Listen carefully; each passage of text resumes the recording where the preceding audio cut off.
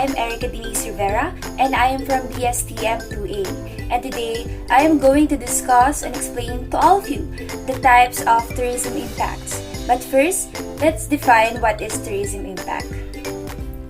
Tourism impact.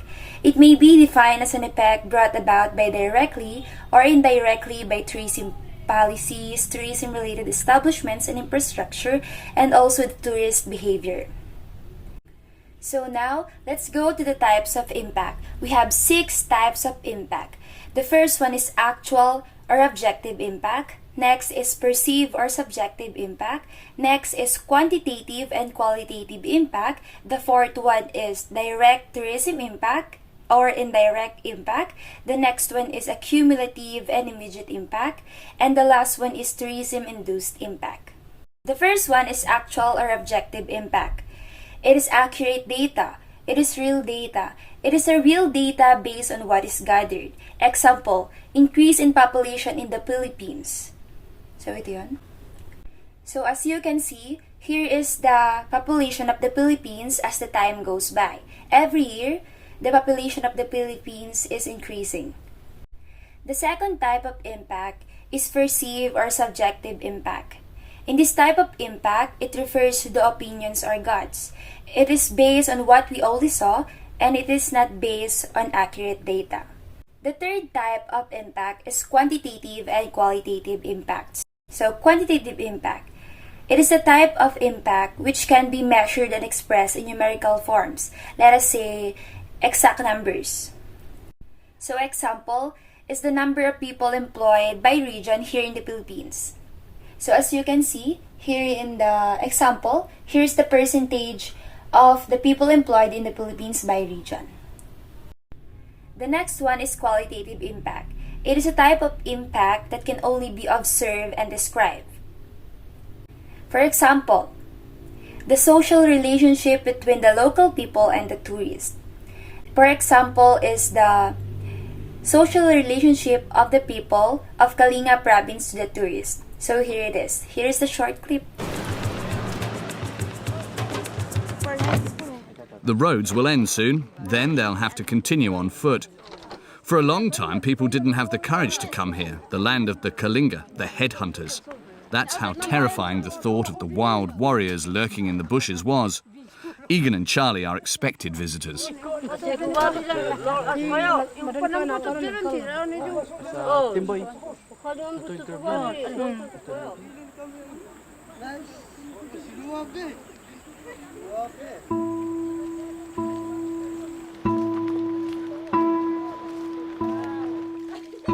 There's just a narrow path that leads to the village through the jungle. First, they have to climb down into a canyon. Then they have to walk half a kilometre up into the mountains, form their war dance.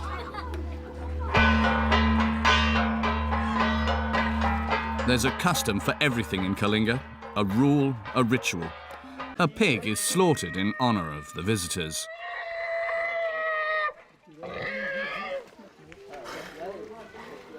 Are the guests from far away even welcome here? It's all written in the liver of the slaughtered animal, according to the people here in Kalinga.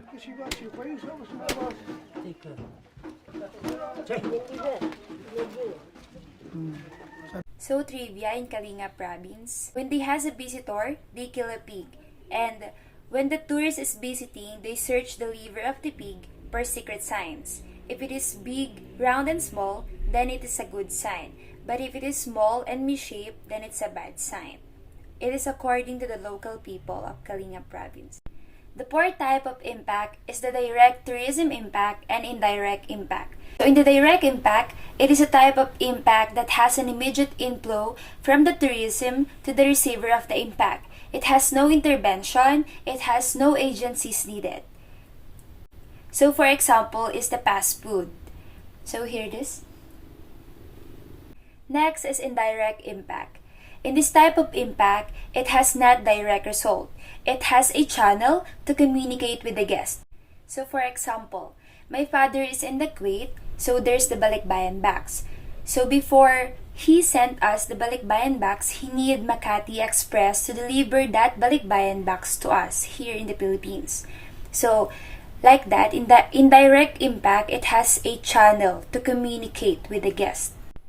The fifth type of impact is the accumulative and immediate impact.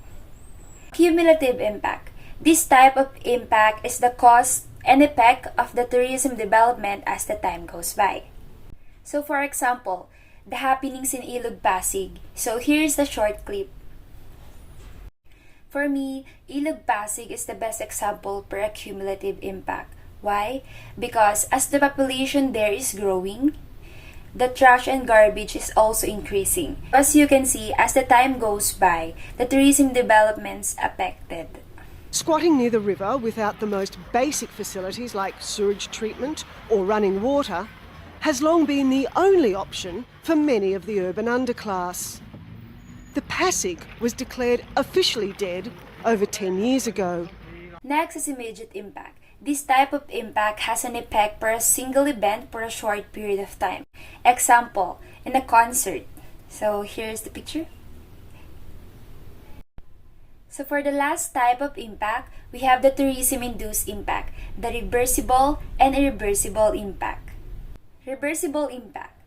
So this type of impact can be corrected immediately for a short period of time. So example here is in the birthday party. After the party, we can clean it. So it takes a short period of time to recover. So for the last one, we have the irreversible impact. It is the type of impact that takes a long time to recover. For example, is in the Boracay. So here's a short clip. What is the cost of paradise?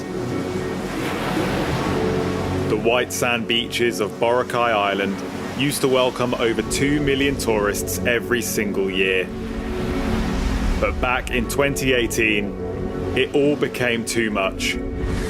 Consistently ranked one of the most beautiful beaches in the world, the island of Boracay here in the Philippines is finally reopening. World-famous Boracay Island in the Philippines was drowning in rubbish. One of the country's great natural treasures, Boracay Beach, was shut down due to massive sewage pollution.